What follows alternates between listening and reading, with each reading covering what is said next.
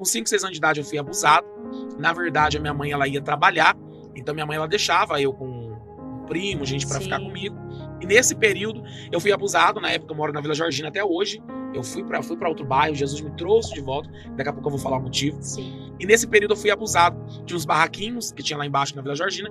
E eu fui abusado por um rapaz. E eu era criança, eu não tinha entendimento. Então assim, ele tinha videogame.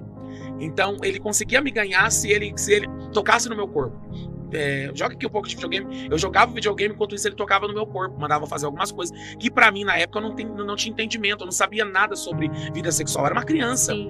Então eu sofri esse abuso, e esse abuso, se fosse pelo menos um período de meses ou em vez em quando, não, isso virou uma coisa semanal. Então eu fui abusado dos meus 5, 6 anos até os 12 anos de idade. Fui abusado, sofri sim algumas coisas, sangrava. Às vezes eu tinha que falar pra minha mãe que sangrava alguma roupa, alguma coisa, eu dizia que era outro problema, mas não era, eu sabia que era isso. Então aquilo pra mim já foi criando dentro de mim uma resistência. Já fui vendo a minha mãe, meu pai queria uma menina. Sim, e aí já passei nesse período, desde o ventre. Rejeição, já fui rejeitado nesse período. E aí o diabo ele vai e toca na minha vida sexual, ele rouba a minha infância, na minha inocência. Ele conseguiu roubar a minha infância. Então eu fui abusado, e nesse período era uma loucura, porque eu ia para a igreja da minha avó, eu queria cantar. Eu, quando era meus 8 anos de idade, eu já profetizava, já cantava, já gostava do movimento. E lembrando que Deus falou que você ia ser profeta. Isso, isso. Inclusive, quando a minha mãe estava grávida de mim, uma moça falou para ela, olha, o que está no seu ventre é um profeta de nações. Ele vai ser profeta. Então, nesse período foi uma loucura para mim, porque eu era abusado e eu estava na igreja. Então você pensa, de manhã eu sofri abuso e à noite eu estava cantando. E Deus te usando. E Deus me usando, e eu não tinha entendimento de nada. Então assim, sofri bem nessa parte. Também eu conto que teve uma época da minha vida que eu cacei papelão, latinha com meus primos. A gente não tinha condição nenhuma por parte da minha mãe. Então a gente caçava papelão para tentar se manter de alguma forma. E nesse período que eu estava na igreja, eu comecei a ter uma característica meio afeminado. Por que afeminado? Porque, pensa comigo, a única pessoa que estava tocando no meu corpo era um homem. Eu nunca tinha ficado com nenhuma menina, eu era criança. Então eu comecei a ficar meio afeminado. E nesse período que eu fui afeminado, a igreja não me abraçou. Porque eu era criança, a igreja olhava e me julgava, falava, esse daí é homossexual, desculpa lá, viado, que sou bem assim mesmo, esse daí é um viado, esse daí é alguém que vai dar nada, não vai dar certo na vida, esse daí vai ser um homossexual quando crescer. Então a igreja nunca teve esse entendimento, e nunca teve nenhum líder espiritual para chegar até mim e falar assim, olha, você está sendo violentado dentro da sua parentela. Nunca teve ninguém para falar. Naquela época ninguém falava, né? Não falava. Hoje a gente está aí no Maio Laranja, né? Isso. Onde a gente tem a conscientização. Inclusive, sábado mesmo a gente fez o culto das crianças e a gente fez a conscientização. Sim. Isso é bom demais. Mas antigamente não tinha, então. Nem os irmãos da igreja tinham conhecimento. Não tinha. A não ser Deus revelar mesmo. Então você pensa, você com 8, 9 anos de idade, pessoas da igreja falam assim, aquele ali tem a pombagira. Porque eu tinha um jeito bem afeminado mesmo. Eu tinha um jeito bem afeminado. Por conta dos abusos. E as pessoas não davam credibilidade. Porque eu cantava, eu profetizava, as pessoas não davam credibilidade. Então as pessoas, eu sempre fui bem massacrado e eu sempre fui rejeitado. A palavra é essa. Se falar sobre rejeição, eu não sou aquele que mais sofre na vida, porque tem muita gente que sofreu mais do que eu tenho certeza disso. Mas eu fui muito rejeitado. Eu fui rejeitado pelo meu jeito, que eu era afeminado. Fui rejeitado por gente dentro da igreja. Fui rejeitado na escola. Eu não tinha amigo, era motivo de piada. Todo mundo fazia piada comigo, todo mundo ria da minha cara. Aonde eu chegava, eu queria me relacionar, não conseguia me relacionar. E quando eu conseguia ter conexão para relacionar com amizades, era quando eu levava algum dinheiro de um papelão de latinha que a gente procurava na rua. Minha mãe me dava um dinheirinho, um trocadinho. E eu ia na escola, comprava bala. E na hora do intervalo, era o único momento que eles tinham para falar assim, ô Guilherme, dá uma bala pra mim, Gui. E era o momento que eu tinha para eles conversar comigo. Pra ser aceito, né? Pra ser aceito. Então, eu sofri nesse período todo calado, quieto, sem ninguém me ajudar. Quantas as vezes eu com 9, 10 anos de idade, eu ia pro culto, às vezes eu ia com uma camisa rasgada, uma calça manchada, era aquela mesma calça, vim de uma igreja bem doutrinada, em questão de uso e costume, e às vezes terminava o culto, os jovens me levavam embora para casa, porque eles iam comer, e eles não me levavam, tinha vergonha de mim, eu passava na rua, as pessoas tinham vergonha de falar que me conhecia, ou é o Guilherme, filho da Dora, é o Guilherme que mora ali embaixo. Então, nesse período foi bem difícil para mim. Então, além de eu ser rejeitado, eu tive que criar uma defesa. E qual foi a defesa que eu criei? Eu uma criança muito violenta, eu sempre fui muito agressivo. Então, não tinha ninguém para me defender, eu precisava me defender. E ninguém me entendia. Amiga, era uma luta. Ninguém me entendia. Porque pensa, você passava por um período de abuso. E detalhe, quem me abusava, quando estava no meio de família... Era da família? Da família, de sangue.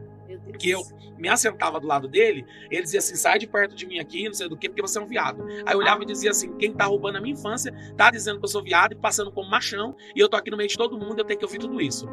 Então você pensa que era bem difícil, porque como que eu ia falar isso? Pra mim, isso não era abuso. Eu fui saber o que era abuso, o que era...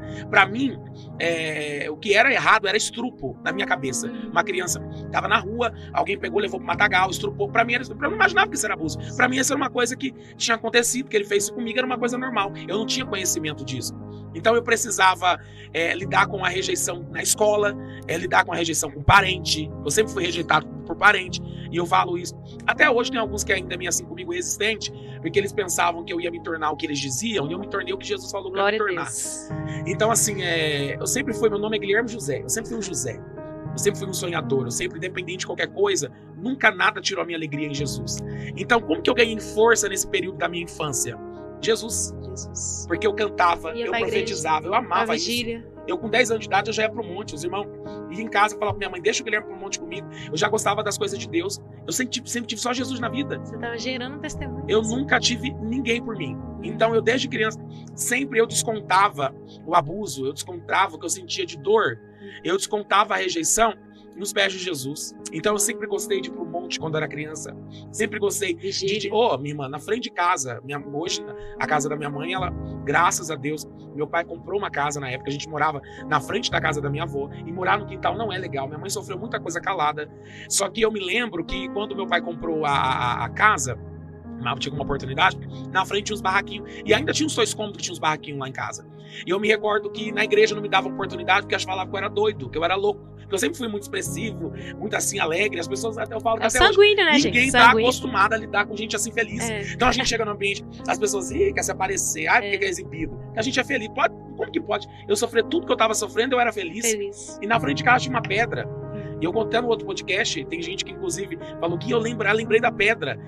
Na época, na Vila Georgina, era bem perigoso na época. E quando os barraquinhos saíram de lá, naquela pedra, minha irmã, eu gritava, Jesus te ama, Jesus tem uma obra na tua vida. Um dia passou um rapaz, inclusive ele faleceu, descansa no Senhor hoje, o irmão Beto, que virou um pastor. E ele passou armado, na intenção de matar alguém. E quando ele passou, eu gritei, falei, quem você pensa que é para tentar tirar a vida de alguém que não foi você que criou? Meu Deus. O Senhor disse a mim, você não vai tirar a vida de ninguém, porque se tu tirar a vida, eu trato contigo. E eu gritando na rua e minha mãe gritando, cala a boca, fica calado. E você era criança aí? Criança, eu tinha 10, 12 anos de idade. Meu Deus, e eu profetizando doido. E a intenção dele era fazer maldade mesmo. E na hora, o Espírito de Deus falou com ele a primeira vez na vida. Volte para sua casa porque eu tenho uma obra na tua vida. Estou usando essa criança com você. Ele voltou para casa e virou um pastor. Deus fez a obra na vida dele. E o diabo ainda falou para ele assim, volta e se não conseguir tirar, você atira nele. Mas não deu certo.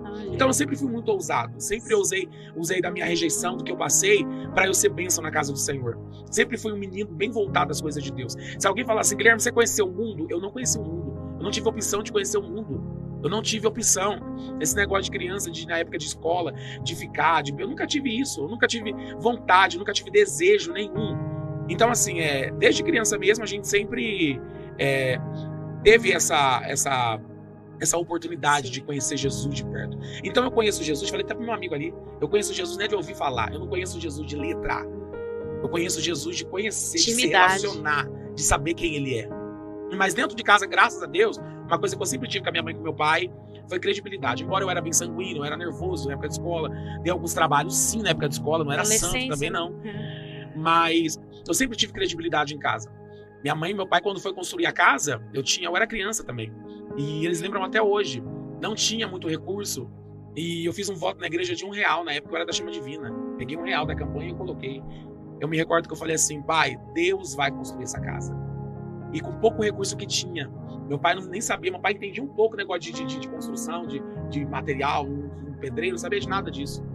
E eu me recordo que a gente orando, eu falando, Senhor, manda a gente para ajudar meu pai aqui. Sabe que é descer gente na rua e falar assim, Vado, eu vou ajudar você nessa construção. Meu pai começou sozinho, tinha 3, 4 homens ajudando ele. Você já viu o cimento multiplicar? Eu vi, meus pais viram com os olhos nus. Cimento multiplicar. Eu cantando em casa, colocando o som na última altura e eu cantando, quando ele decide fazer. E Jesus fazendo e multiplicando, e Deus fazendo um milagre. Então, meu pai, hoje minha mãe é uma mulher de Deus. Minha mãe hoje é uma pastora hoje, né, na igreja. Meu pai hoje é cristão. E eu ganhei meus pais para Jesus através dos testemunhos que eles viam Deus fazendo através de mim. E você era muito convidado, né? Nas igrejas? Eu era convidado. Com 12 anos de idade, eu já cantava nas igrejas. Eu ia ministrar no culto de criança, me chamava de adolescente. Então eu sempre tive amizade com pessoas mais velhas do que eu. Eu nunca tive tempo para brincar. Vamos brincar. Eu nunca tive tempo. Sempre foi focado nas coisas de Deus. Eu, com 15 anos de idade, eu andava com mulher, com um homem de 50 anos de idade. Pastor líder, que me levava para mim ter experiência com Deus. Então sempre foi assim a minha vida inteira. E quando que os abusos parou? Sim, nunca mais aconteceu? Os abusos parou, eu já tinha uns 12, 13 anos Deus de idade. Deus não falou nada com esse homem, não? Não falou. Não. Mas vou chegar nessa parte agora. Conta. Com 12, 13 anos de idade, eu tive ciência do que estava acontecendo. Eu falei para ele, daqui em diante mais não. Ele tentou destruir a minha história. Mas aqui você não vai conseguir mais. Percebeu que você acordou. Ele enfraqueceu. Ele enfraqueceu. E aí, nesse período todo, Deus falou assim pra mim, você sabe que eu tenho uma obra na tua vida, né? E Deus sempre falou comigo face a face. Já chegou a gente passar na rua e olhar pra minha mãe, pra gente falar assim, ó, o espírito da morte tá na vida daquele homem. O homem virar na esquina, matar o homem, meter bala no homem. Então eu sempre fui meio estranho. Gritou pro homem passando na rua? E Jesus falou assim pra mim, você sabe que eu tenho com você no estreito. Ou pensa, com 12, 13 anos de idade, Deus olhar pra mim e falar assim, te chamei no estreito, meu irmão. Criança. E Deus falar assim pra mim, você vai ter que perdoar ele, tá lindo.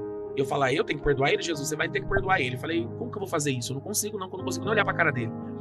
Deus falou comigo, mas você vai ter que perdoar porque você não é como todo mundo.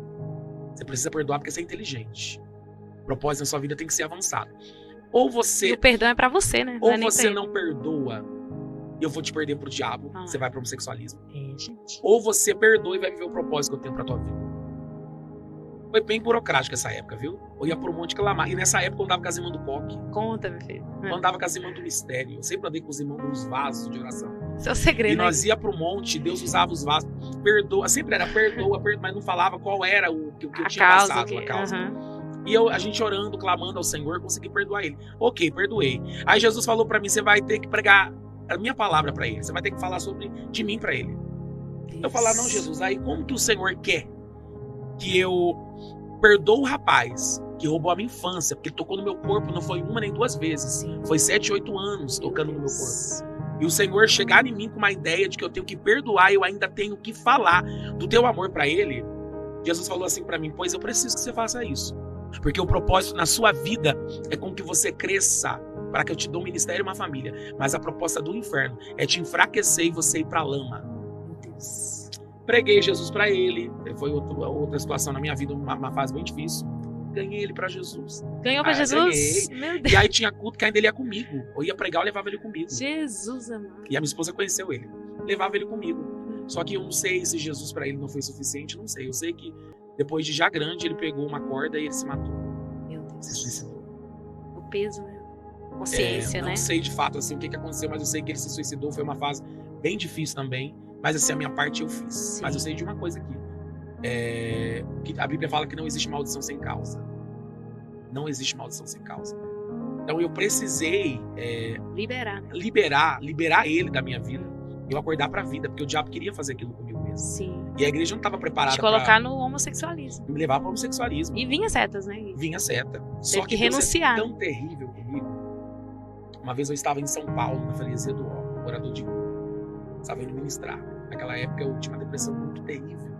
Por conta de abuso. Eu queria ser aceito. Olha pra mim aqui, ninguém olhava pra mim.